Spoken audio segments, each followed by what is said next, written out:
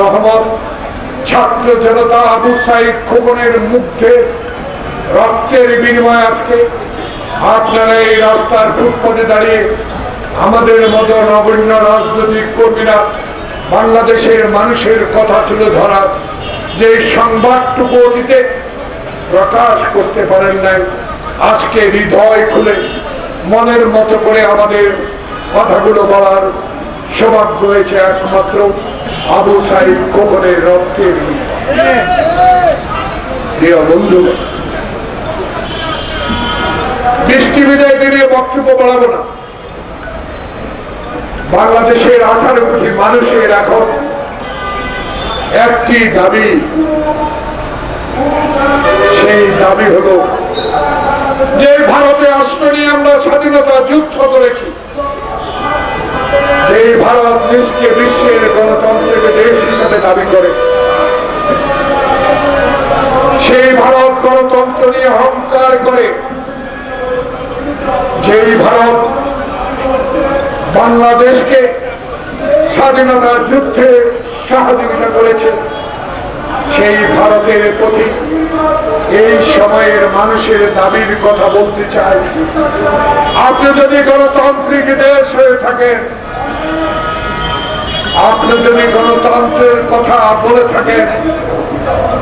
আপনি একটু নজর দিয়ে দেখুন বাংলাদেশে 16 বছরে কত মায়ের বুক শেখ হাসিনা খালি করেছে। আপনি একটু নজর দিয়ে দেখুন শেখ হাসিনার যুবলীগ, কৃষক লীগ, স্বেচ্ছাসেবক লীগ, কিছু সংখ্যক পুলিশের সহায়তা বাংলাদেশের কত লোককে গুম করেছে, কত মায়ের বুক খালি করেছে। সেই দিকে একটু নজর দিয়ে আবু সাইদ খোকনকে স্মরণ করে, অসংখ্য নেতা কর্মীর রক্তের দিকে একটু স্মরণ করে দয়া করুন আমাদেরকে অন্তর্বর্তীকালীন সরকার ডক্টর ইউনূসের কাছে সরকার প্রধান হিসেবে বাংলাদেশে শেখ হাসিনাকে অবিলম্বে বাংলাদেশে ফেরত, মানুষের আকুতি, মানুষের কথা বুঝার চেষ্টা করে, মানুষের অভাব অভিযোগ,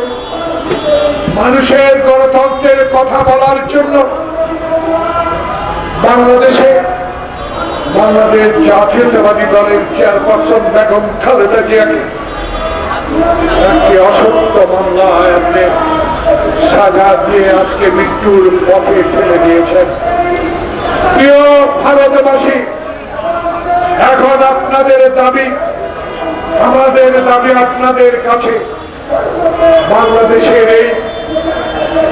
গণহত্যাকারী আবু সাইদ খোকনকে গুলির নির্দেশদাতা বাংলাদেশের সবচেয়ে ইতিহাসের স্বৈরাচারী সরকার শেখ হাসিনাকে অবশ্যই আপনি বাংলাদেশের হাতে হস্তান্তর করবেন।